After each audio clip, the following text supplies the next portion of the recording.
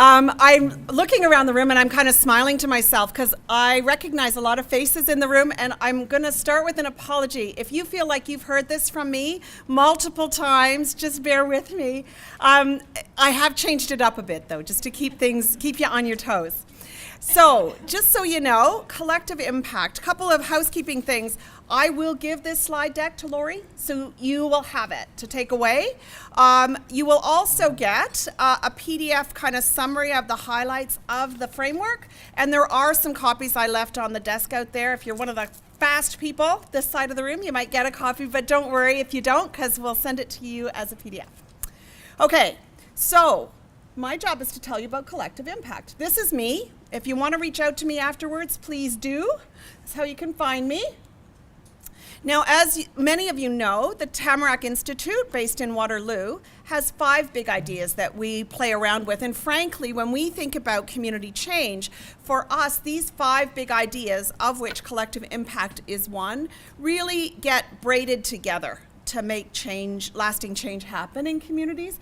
But I think for me, where I've learned the most through my work with Tamarack has been in our 2 practice areas. So beyond theory, what we're really curious about is how do you translate theory into action on the ground? And to help us get better at understanding both that, how to make that work well, but also where some gaps and resources might be needed, we've established these 2 practice areas, as Glenn was saying. Deepening community is the one that I'm heading up, and that's really looking at what do you need to do at a neighborhood level to kind of advance positive change, and as part of that, explicitly looking at what's the role of an ordinary citizen in creating a positive community that they want to be part of. And our Vibrant Communities Network is the second, and it really is focused on using a collective impact approach to address issues of poverty reduction. So, how many of you are hearing the term collective impact probably for the first time? Okay, a very small number, but that's okay. How many of you would say I've read an article or 2 and kind of that's where my knowledge level is? Okay, how many of you would say I'm actually actively working in 1 or more initiatives that are using this framework to organize our work? Okay, lots of wisdom and experience in the room. That's fantastic. So I'm going to leap over some of this stuff, but if you need me to go deeper on stuff, don't hesitate. Let me know. So here is a working definition of collective impact. It's a disciplined cross-sector approach to solving a complex social or environmental issue on a large scale. So as a bit of a backstory, right, the notion of collective impact really roared into people's imaginations when a paper was published by John Kania and Mark Kramer of the FSG Consulting Group in the US. It was published in the Stanford Social Innovation Review. And it actually was telling the story of a handful of outlier grants that had transcended having an impact on recipients of a program, and actually had moved beyond that to actually begin to shift the system and some of the root causes that some of the other initiatives or programs were trying to address. And Kania and Kramer came upon this insight because they were commissioned by a philanthropy network. And that philanthropy network was asking itself, like, we've been handing out money for more than a decade, hand over fist, lots of promising programs, what difference has it made? That's what we really want to know. And they were holding themselves accountable to that. So when Kania and Kramer went out and interviewed these various grantees, they were able to come back and say definitively, well, the good news is in virtually the large majority, about 80% of the programs that have been funded by you philanthropists, they've actually had a positive impact on the individuals who are fortunate enough to be part of that program. But that's where that impact typically ends. And the collective impact was kind of teased out because there were, beyond that, 6 or 7 what they identified as outlier programs that somehow were doing something different that enabled them to have, yes, a positive impact on program recipients, absolutely, but had actually been able to go way beyond that and really start making powerful change on a tough issue. And the 3 preconditions of collective impact and the 5 conditions, which I'm about to introduce to you and review with you, are what they teased out as the common patterns across these very diverse efforts that had successfully made lasting change. But before we go there, Glenn said one of the things that Sylvia is going to do is help you to figure out when does collective impact make sense to use and when doesn't it. Because that's, in its popularity, now suddenly everybody, right, wants to rebrand what they've always been doing and calling it collective impact. Maybe it is, maybe it isn't. Or you're starting to do some powerful work in the community and the assumption by default is, oops, we've got to make this a collective impact project. No, you don't, okay? So here's how you are better able to discern when does it make sense to do this and when doesn't it. To understand this, we often will introduce folks to this collaboration spectrum. What I really want you to take away from looking at this picture is that there is a whole range of options for how organizations and groups can choose to work together. On the far end, you can actively compete with each other, right? And maybe that's the right thing, and in some cases it is, right? All the way over fully to integration. Couple of other points, obviously, not surprisingly, as we move from the competition end of that spectrum all the way over to integration, the people who are involved, their perception of turf begins to lessen, right? And not surprisingly, the level of trust that you need between and amongst the people involved in the initiative has to grow, has to be much bigger to sustain a collaborative effort than if you were actively competing. Where that red box is, for me, that's the realm of collective impact. Okay, so it moves beyond cooperating from time to time on a discrete project. Like we might collaborate on a specific project. That doesn't necessarily mean what we're doing is collective impact. Here is the big thing for me. Collective impact makes sense. It's not easy work, right? I think what Kenya and Kramer did was they gave us a great gift by offering a framework. Right? Because it enables us all to have a roadmap to understand if what we're really trying to do is work in this way, what are the things we need to pay attention to? For me, collective impact is best suited when the issue you're dealing with is complex. Okay, and there's lots of examples. Frankly, most of the social determinants of health issues that are being talked about and that Stephanie mentioned, for me, those fit into the realm of complex. Now, I'm sure many of you are familiar with the work of Brenda Zimmerman and Frances Wesley. One of the pieces that they offered us, which I think is really useful, is a way to better discern what's a simple problem, what's a complicated problem, and what's a complex problem. It's important to know the difference between these three because the tools that you'll use to fix a simple problem are very different from the tools you'll want to use when the issue is complex. So how do you know?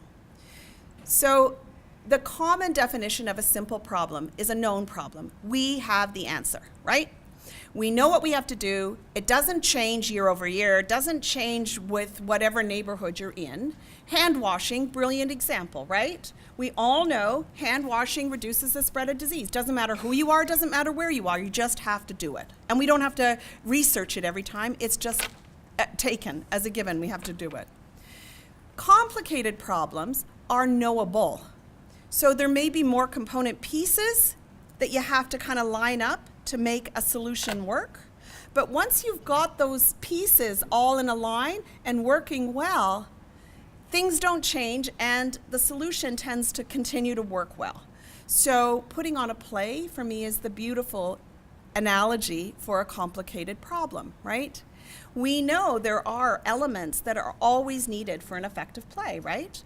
We need a good script, we need actors, we need a director, we need lighting, we need props, we need set, we need marketing. We get those things together. Yes, we're going to have to spend some time figuring out in the context of this specific play what we need, but once we line it all up, boom, it's going to work, okay? And it's really about saying, and we don't expect that it'll change over time, right? Complex problems are a fundamentally different kind of problem. Why? Well, because the pieces that are impacted by the issue don't stand still, right? Any of you guys parents? Any of you parents to more than one child? Okay, so you understand complexity beautifully. If you have no children, have you ever been in a relationship? Okay, there's another beautiful example of a complex issue. You're not staying the same. I remember once meeting this fellow, and his commitment to his wife was that he would never know her. I said, what? And he said, yeah, because the moment I think I know who she is, I stop watching for how she's evolving and changing. Thinking, wow, that's pretty cool. But so what he's realizing, right, is that sometimes the nature of the problem is shifting all over the place. And it's not always clear where to draw a boundary if you're going to be doing some work. Perfect example, poverty, right? So if we have poverty, what's the best way to address it in Waterloo region? Is it about food access? Is it about employment? Is it about education? Is it about housing? Well, maybe. Like, all of those things are probably factors at play. And how do you begin to work on something that has so many contributing factors and that seems to be shifting and morphing all over the place? That is a complex issue. And collective impact is a beautiful framework when your issue is complex. So a couple of things, it's really about where do you find the clarity, simplicity of action when the issue you're working on is complex. And what you really have to do is pay attention to relationships, because the relationships between things are often where the impact will come. So Kenya and Kramer, when they wrote their first article, identified 3 preconditions that need to sort of be in place for an effective collective impact effort. Funnily enough, not a ton has been written about them. However, more recently, the Collective Impact Forum released what they called Principles of Practice. If you haven't seen those, I would really encourage you to go on the ciforum.org and download them. One of the tables here made reference to the importance of values and equity, issues like that. It is recognizing, right, that these things had not necessarily been well tended to when this first article was written. And now, as more and more people are applying this framework, we're all learning as we go, and this Principles of Practice is their effort to try and share and consolidate how the thinking around collective impact has evolved. What that also says, and I want you to kind of take this to heart, collective impact is an evolving field of practice. So these 3 preconditions, the 5 conditions I'm about to introduce you to, those are the bare bones. But as more and more groups are experimenting with and implementing it in a range of issues and sharing what they learn, what you'll see is more and more tweaks or nuances around what it's going to take to make collective impact work well. Let me just quickly go over these 3 preconditions. So the first is influential leaders.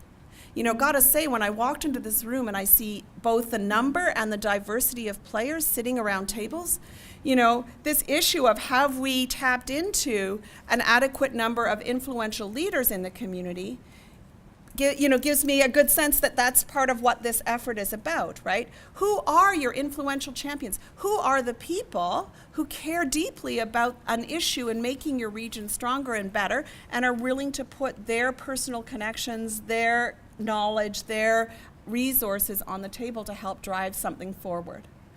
Urgency of the issue is the second of the 3 preconditions. Now, this is always an interesting piece, right? Sometimes, though we've been living and breathing our issue for a long time, to the average citizen, this isn't even on their radar, right? They're worried about getting home and getting dinner on the table so they can get back out to soccer practice, right? So part of what you have to do in a really good assessment of is how do you frame the work that you're about to engage in together in such a way that people begin to see that there's something worthwhile that we ought to be doing together and mobilizing around it. And the third, adequate resources. Absolutely. I'm not going to deny these kinds of initiatives do take resourcing. They do take money. But I think you do yourselves a huge disservice if all you're thinking about is accessing new money. because, you know, it's also about freeing up the resources that exist in this room, both within your organizations, within your knowledge, within your connections, and bringing others on board to contribute their skill, knowledge, and ability to help advance your effort. So Kenya and Kramer came up with 5 conditions. I'm going to recap them quickly, and then I'm going to move into sharing a story that begins to put these 5 ideas into action.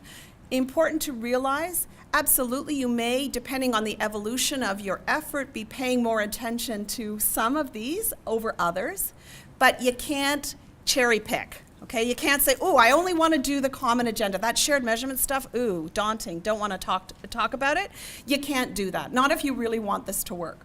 So common agenda. Common agenda is you're bringing people together across different sectors. Now, no, they probably use very different words to talk about the same thing, right? So it takes time for you to understand what you all each mean and find out a common language to talk about the issue that you mutually care about. But beyond sort of saying, okay, what's the issue? It's also that group agreeing on what is it that they want to try to achieve together, and what's their path, what is their plan for how to do it, right? So it's what do we want to do together, right? What kind of difference do we want to make, and what's our shared commitment to a strategy that we think is going to work? Shared measurement is the second of the 5 conditions. For me, okay, this is where collective impact distinguishes itself from other forms of collaboration, one of the ways, okay? And that's because it holds a certain degree of rigor. The players are agreeing to hold themselves to a certain degree of rigor, using data, not just intuition, right, to help inform what it is that they're wanting to tackle together, number 1. But this is experimentation, right? Collective impact is we're stepping into something because we know our standard ways of doing it aren't working, which doesn't necessarily mean we know what we need to do instead, but it does suggest that we're willing to try something new. Well, the only way we're going to know if some of our new experiments are actually having their intended impact is by monitoring a small set of measures to help us to see whether or not we're making positive progress. The third of the 5 conditions is called mutually reinforcing activities. So remember, this is really important, collective impact initiatives are not organizations. So this is not about creating a net new organization that's separate and apart from your own. This is a framework and way of coming together across organizations to get stuff done, okay? So what you gotta know first is exactly like the exercise that you were just working on, right? You need to know who's already doing what, for whom, where. Right? If you can slow down and get to know each other well enough to kind of get a sense of that, then together what you'll start to discover is that there's gaps, there's overlaps, there's synergies, but typically, in my experience, you know, most of us are down with our heads down implementing programs in our organizations, and rarely do we get an opportunity to put our heads up and look across the span of everything we're doing and see where those synergies and opportunities or gaps may lie, okay? And that's really what that work is. The fourth of the 5 conditions, continuous communication. So for me, this has 3 dimensions. First and foremost, it's really, you cannot rush this work, because this work, as my colleague Liz Weaver loves to say, happens at the speed of trust. You can't force trust. But one of the ways in which you can actively nurture trust is by taking the time to look behind the words people are using and make sure that we commonly understand, or now are starting to have a richer appreciation of the it that together we are caring about. So that's sort of like the first dimension. You want to be able to create trust, shared language, certainly at the collective impact table or tables. The second is you are all of organizations, okay? This is not an organization, this is an initiative. So how do you take what you are learning and the partnerships that you're building through this collective impact effort and use it to inform your organizations and help to shape their work, their strategies going forward? So that's a second level of communication that you need to consider. And the third and most important somewhat in my mind is ultimately we're all here for the people of this community. Right? So how are we telling the story of what we're doing and the progress we're making back out to the public so that they can see the momentum building as well? And the backbone support piece, this was a huge breakthrough, right? The language around this has shifted. If you go back to those first articles, what they talk about is backbone organization, right? And they've shifted the language very intentionally because people started to think they were creating a competing organization. Frankly, no, that's not what this is about at all, right? But it does acknowledge this work isn't going to get very far if everybody's trying to do it off the side of their desk, right? So if you're serious, if you've kind of got some alignment to want to work together across organizations on a tough issue, then yeah, you probably do need some staffing with some expertise to help glue the work together in between the meetings. And really paying attention to that and recognizing that at different points in the evolution of this thing, the kind of staffing you need to involve may look different, depending on where you are. So you want a story to kind of anchor it, because I think that sometimes that's more helpful. So I'm drawing on this work of the Headwaters Communities in Action Group, in part because it focuses on community well-being, and I thought it would align nicely with what you're trying to accomplish, but also because this is how I came to know Tamarack. I was actually the founding consultant coordinator that got this initiative launched. How did it get started? Well, there was a history of a group of health and social service providers in the Dufferin-Caledon area who would get together twice a year and compare notes. It was chaired and championed by a physician who happened to have an adult child with an intellectual disability and was forever having to toggle between the health and social service systems that never seemed to talk to each other. And out of his utter frustration, he took some leadership and said, maybe if I just bring these people together, right? A couple times a year, they can really start figuring out and tightening up their act.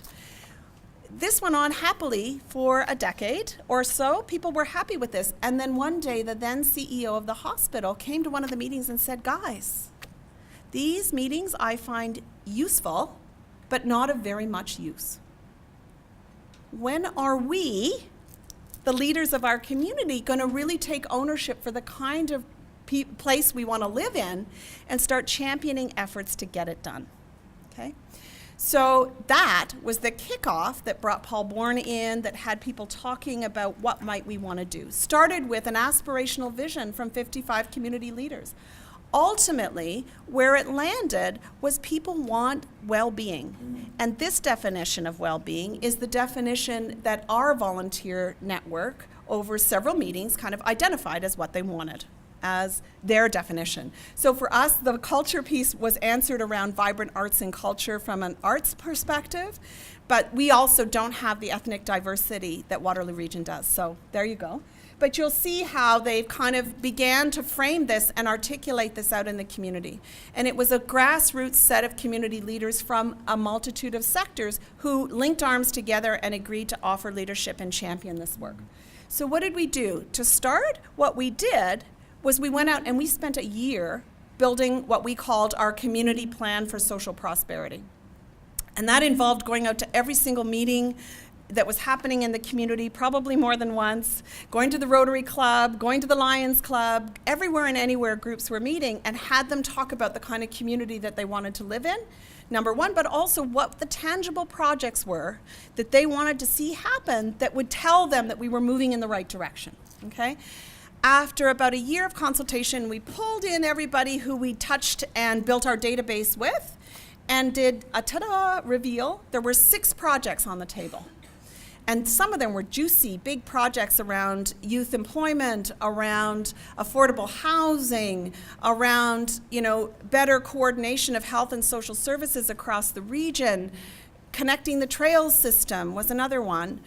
you know what? What was beautiful was what the feedback we got when we revealed these ideas and projects that people named was people said, yep, these are 6 really good projects. And yes, you've really heard us. Don't try to do them all at once. That was the second piece. Pick 1, pick 2, and get busy. Because they said, quite rightly, nobody knows who this Headwaters Collaborative is, frankly, and everybody's a little bit suspicious. So you got to kind of prove that you're real and that you can get stuff done and build that trust. So focus on one thing, do it well, and knock my socks off. They said, of the 6 ideas you've brought forward, we want to work on trails. I thought, really? Wouldn't have been my first pick. I love the trails, but you know, some of these other things appeared to be more leveraged to me in terms of enhancing community well-being, where I knew some of the issues were in our community. But I learned a really important lesson with that. Sometimes it is where the energy is that has to drive your decision making, right? And what I was seeing was different leaders from different sectors saying, wow, if it's trails, I'm in. I had a funder say, you know what, we just launched a grant call all around active living. I bet you if you could pull together a grant application, we could probably fund you to do some of this work. Really, really interesting. You got, you know, and the other piece was you do have to pick. That was my other big learning. I can't try and just spin around with these 6 ideas, researching them to the nth degree, as nervous as I was. Why was I nervous? Because I knew the moment I picked something, I was putting the rest of the things on the shelf. And I'd spent a year building relationships across many sectors, and some of my stronger relationships were connected to issues that weren't trails, right? All right, what makes this initiative work and work well is it's really rooted in the voice of citizens. The Headwaters group didn't step into the turf. You know, those 6 ideas that came up again and again, why weren't they moving? Because they were outside the direct mission and mandate of most of the organizations in the community. So nobody felt like they were championing them, and we kind of were a gap filler, right? We really were committed to modeling a multi-sector approach, very much like collective impact. We really wanted a comprehensive community-based solution, and this Headwaters entity in some ways became the backbone, though this work was kind of going on before those papers were released. And so here's the trails work. Here's what it started to look like. So first and foremost, we did a lot of work to say, in communities with really strong trails networks, what have they done? And what have they done well that we haven't yet done or that we need to think about doing? But then over time, one of the things we heard is, well, from our tourism association, trails is the #1 ask people are calling when they're visiting your community. We don't have anywhere to point to for them to find the trails. And so one of our quick and easy wins was we actually got all the trail stakeholders to post a description of their trail and a map on a single website, and then we put a decal of the trails maps around it and gave that data page out freely to multiple sources: the library, the rec centers, the municipalities, the tourism association, anyone, public health, anyone and everyone who really, you know, was interested in that work. So suddenly the whole was greater than the sum of the parts. No one had the capacity or bandwidth to take that on, and it was a real barrier. So suddenly it happened. So then people are jazzed. And we actually printed these little cards, right? So you could hand them out so people could know where to go on the website. But then one of our challenges was, and we recognized this, a lot of our municipal folks who make votes on budgets that include do trails get funded or not, aren't trail users, right? So how did we fix that? Well, one of the things we did was we learned that there are these wonderful things called trail counters, and our conservation authority was working with them and had some experience with them. So they offered to teach a free workshop. We used a loan, or a grant, to buy 6 trail counters that we loaned out to volunteer trails groups. And they all came, and our only caveat was we get to share the data with you. So at the end of the year, we actually published a infographic that said that we took to every municipality in our region, and we said, listen, you know, trails is something that we in this community value. Did you know this trail got 42,000 users last year? This trail got 25,000 users. Look, this trail we mobilized and raised collectively X dollars to make happen. So suddenly they're starting to see that it's valued, that it's impact and numbers, right? The other thing we did, and that's the picture at the bottom, there was a volunteer group that every year at Christmas put lights up in a little park in town. And their volunteers were getting totally devastated, apathetic. Does anybody come? Are we doing this for nothing? We've been doing this for so long. Do we need to keep doing it? And what they did, actually, was that we lent them a trail counter, and they learned more than 10,000 people came and watched their light show in 1 year. So the data piece is really important. I'm just going to click over because I've been told by Lori my time is up. So here's our community well-being report, which was our second piece, rooted in a citizen survey. What I will say, when John Tory came as our keynote to launch, he gave us 5 really good criteria for, obviously there were another whole range of opportunities we could act on, and how we chose what we wanted to focus on together. So there you go. I won't go into this, but these are some of the mindset shifts that I think are critical around embracing a collective impact approach. I will leave those with you, and just wanting to see what else. Okay, there you go. There was your quick spin through. What I will leave you with is collective impact is a useful framework, but it's not going to give you all the answers. You got to figure those out in terms of what makes sense in your own context. And really, because you're bringing different perspectives together, you can expect to be surprised, which means you're going to be changed as well and challenged around how you've always thought about some of these issues as you bring diverse players together.